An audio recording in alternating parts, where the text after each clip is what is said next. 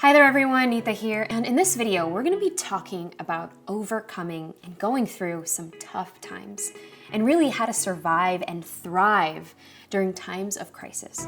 Right now, I'm filming this during some really rough and unprecedented times in the world. Whether you are quarantined or practicing safer at home or just being in self-isolation, or maybe you're just going through a really tough time, this video is for you. I will be taking you through the top 5 ways to help you thrive during any uncertain period so that you can actually grow your grit, build resilience to actually come out much stronger on the other side.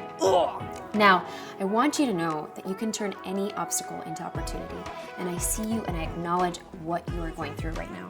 It is a tough time for a lot of people around the world, and this actually has become a new normal. So, whether you've joined any of my live lectures and other platforms in our community, or if this is the first time that we are meeting, I just want to say welcome. And I want you to know that your feelings are valid and you are totally able to feel all of the feelings right now. You might actually be feeling hopeless. You might be feeling that things may not be getting better or that things might be getting worse. And I totally understand. Listen, I've lived through several moments of crisis in my life, from getting some terrible phone calls to living in uncertainty, not knowing if one of my parents was actually going to live another day, to the haunting fear if I was going to lose another family member. And those were some very real and visceral moments for years when I lost my mother, my brother, and my father, just within 5 years of each other. Now, some of the things that I'm going to go over with you today are the things that definitely helped me survive and even thrive through those toughest moments. And it's actually what I share within my books as well. So the first step is accept your new reality. And this might be the new norm for you. This might be a crippling decision that you have to make. Maybe it's leaving a toxic situation or doing something completely different to protect your family. Maybe it's actually pulling back to focus on you for the first time. Accept your emotions and your current state. Now, many of us try to deny it. Instead, I want you to embrace it. I want you to own it, period. Number 2, set boundaries. There may be something happening outside of the walls of your home. Maybe it's something big, something catastrophic, something life-changing. Maybe you need to watch the news in order to get all of the details, but maybe you need to limit your time. Now, minimize your time consuming negative and dire information per day. You might want to even think of protecting yourself from family and friends who only add on or harp on the negative, because there's a way to be respectful, loving, and tactful with those you interact with every day. And now listen, your sanity is way more important, so you can say no.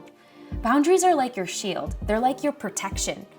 So even though you're going through tough times alone, setting boundaries to only feel sad or grieve during periods, like even scheduling it in your calendar, could be super helpful. Now, I'll give you this example around this.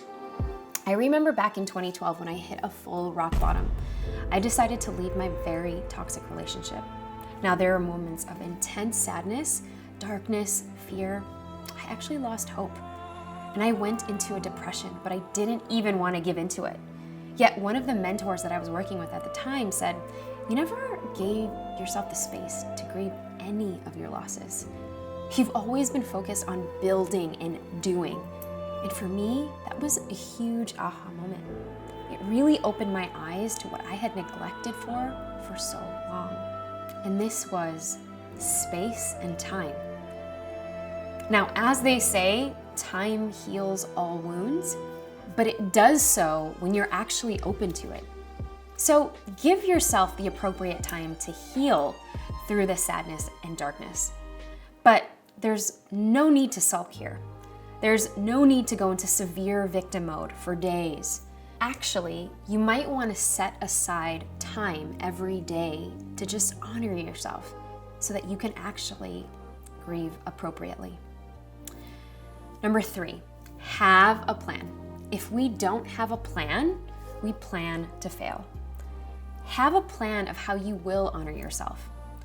So does that actually mean getting help? Does that mean being able to find somebody to talk to, like a therapist, coach, or mentor?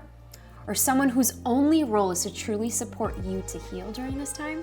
So many times, we think we can do this all on our own, and we fail. And we fail because it's very easy in this fragile state to not do anything. And I don't blame you. It's easy to give yourself excuses that it's not the right time, maybe I need more time, I just don't feel like doing that. It's easy to avoid, it's easy to distract yourself, and it's easy to swim through it without trying to come up with it. But how long are you gonna hold your breath? What if today was that day? What if today you took action? You commit. Today, you make your game plan. And maybe you begin with small steps. Maybe it's getting a book, organizing your days, spending time growing yourself, spending time building yourself up again. Make sure your plan is easy, it's actionable, and that you'll be able to follow through. Now, most of all, have compassion. You know that maybe during this time you might not be as motivated, but maybe just doing just a little bit is better than not doing anything at all. So make sure you are being reasonable with your game plan and that you actually follow through. Number 4, your support system. Your support system is everything from virtual mentors, leaders, coaches, people that you learn from or go to for laughter, motivation, inspiration, to maybe people that you might encounter on a daily basis, which is your neighbors, your friends, your family, your loved ones. Make sure they are supportive. Community is everything. When you have the right people who love you, that are cheering you on, that only want the best for you, that respect your ideas, decisions, and choices. Now, they don't mock you, ridicule you, or threaten you, or even belittle you in any way, shape, or form. Now, if they do any of that, my advice is they are not your support system. This is where you can turn to virtual guides, maybe audiobooks, videos on YouTube or social media of people who you wish to emulate. I remember this so vividly when I was growing up, when I lost my mom and my brother. I was just entering college, and we had just got the news that my father was diagnosed with lung cancer. I was so devastated. There was so much pressure from my extended family to perform and get good grades to support my family. But at times, I literally wanted to disappear. I just felt like there was absolutely no hope left. But that's when I turned to Oprah. Literally watching her show every day at 9 a.m. in Chicago was my fuel. Now, learning from her gave me hope, and how she served love to all people from all walks of life inspired me to want to get out of my funk in order to help others. So, even if your own immediate inner circle might not provide you that support, know that you have access to mentors who you could just learn from every day just by reading, listening, watching their videos, taking their courses, or listening to their books. Number 5, master yourself.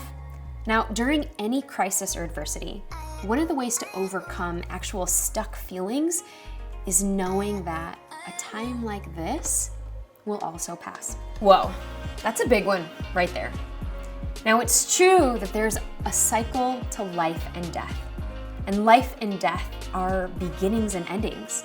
Beginnings and endings of relationships, times, seasons of life, ups and downs. Now, just like the beautiful summers that come to an end every year when the kids have to go back to school, and growing up, there was that pit of sadness that the days would be getting shorter. There's a beauty in that, to appreciate the cycles in life. Now, one of the ways to help you process through this is that, dear Oprah says, find what sparks the light within you, and then use that light so that you can illuminate the world. Oh, I love that so much. So go ahead and find that hobby and grow yourself. Maybe sharpen your skills, get curious, and focus on learning something completely new. When we are in tough situations and uncertain times, there's always that opportunity to grow. grow your heart, grow your spirit, grow your mind. Because physiologically, what that does is it unlocks the dopamine and the feel-good hormones to begin activating that part of your brain to motivate you to do more of just that. Use this time to read books that have been lying on the shelf collecting dust. Take that course. Start that hobby. Now is that time. So you guys, we have just gone over the 5 ways to help you overcome, survive, and thrive during times of crisis. Know that you are not alone. We are all in this together, and I know that you're doing the best you can. You are so strong, and I know you will get through this. Now, if somebody needs to hear this, or that you know could benefit, please don't forget to like, comment, and share. And don't forget to subscribe so that you do not miss out on these weekly gems. See you soon, and stay safe.